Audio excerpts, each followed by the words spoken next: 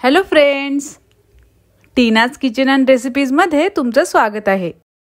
तुपावर परतलेला सुवासिक तांदूळ, केशर वेलचीचा सुगंध, काजू बदामाची पखरण आणि ओला नारळ या सगळ्यांचा रिझल्ट म्हणजे मन तृप्त करणारा अप्रतिम चवीचा नारळी भात। तर आज आपण नारळी पौर्णिमा विशेष मोकळा, सुटसुटीत तरीही मौसूत असा नारळी भात कसा करायचा ते बघणार आहोत। हा भात आपण गूळ टाकून करणार आहोत। याचं कारण इतकंच की पावसाळ्यात आपली भूक मंदावते, तर गूळ खाल्ल्यामुळे आपली पचनक्रिया सुधारते, म्हणून या दिवसात गूळ खाल्ला जातो।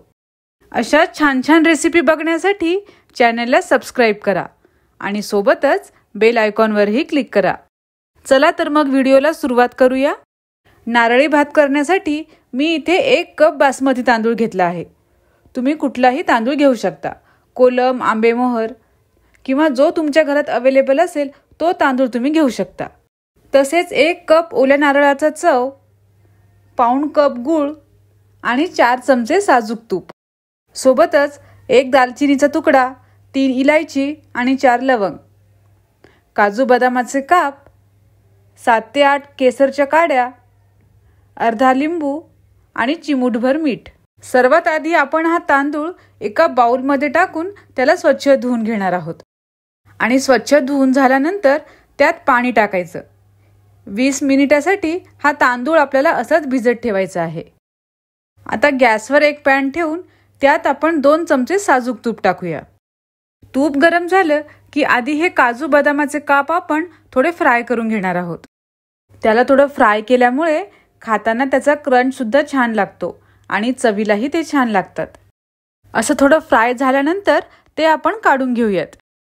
आता त्याच तुपात आपल्याला हा दालचिनीचा तुकडा, लवंग आणि ही इलायची अशी सोलून टाकायची आणि थोडंसं मिनिटभर याला परतायचं।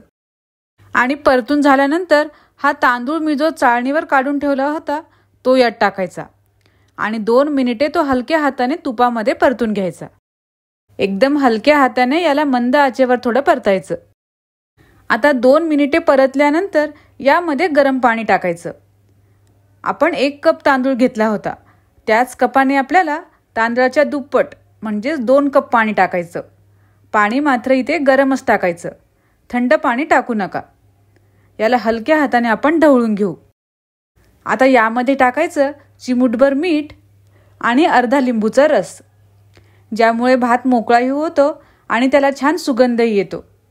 याला हलक्या हाताने ढवळून घ्यायचं आणि गॅस मोठा करून याला चांगली उकळी येऊ द्यायची। उकळी आली की आपण याला चांगलं ढवळून घेऊ। आपल्याला गॅस मोठाच ठेवायचा आहे। याच्यावर झाकण न ठेवता यातलं पाणी आपल्याला थोडंसं आटवून घ्यायचं आहे।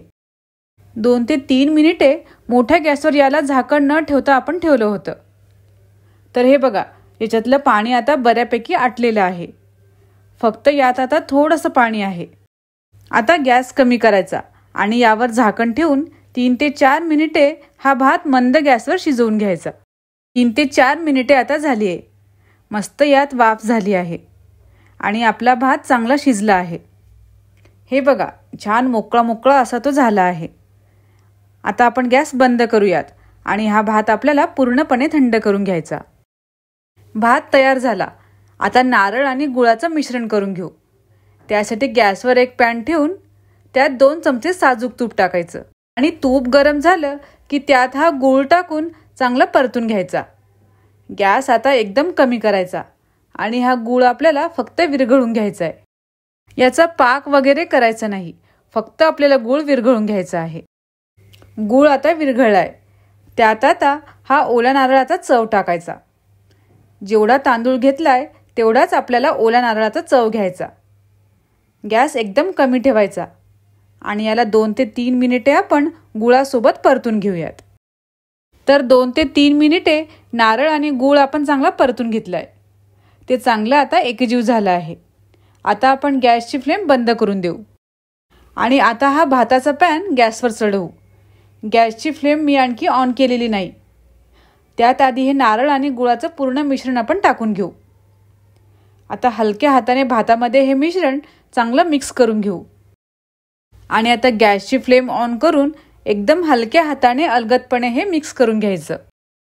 याला रंग आणखी छान येण्यासाठी केशरच्या काड्या मी गरम पाण्यात भिजत घातल्या होत्या, त्या यात टाकू आणि सोबतच ड्रायफ्रुट्स टाकून चांगलं याला मिक्स करून घेऊ. केशरच्या काड्या नसतील तर येलो फूड कलर पण तुम्ही इथे टाकू शकता. आता यावर झाकण ठेवून फक्त 2 ते 3 मिनिटे याला मंद गॅसवर शिजवायचं आहे. 2 ते 3 मिनिटे आता झाली आहे आणि हे बघा, भात पण मस्त मोकळा सुटसुटीत असा शिजले गेला आहे. आता आपण गॅस बंद करायचा. तर आता नारळी पौर्णिमा विशेष नारळी भात खाण्यासाठी तयार झाला आहे. या नारळी पौर्णिमेला ही रेसिपी नक्की ट्राय करून बघा. लाईक, कमेंट, शेअर आणि सबस्क्राईब करा. आणि हो, लाईक केल्यानंतर तुम्हाला एक हाईपचा ऑप्शन येईल, तर हाईप करायला विसरू नका.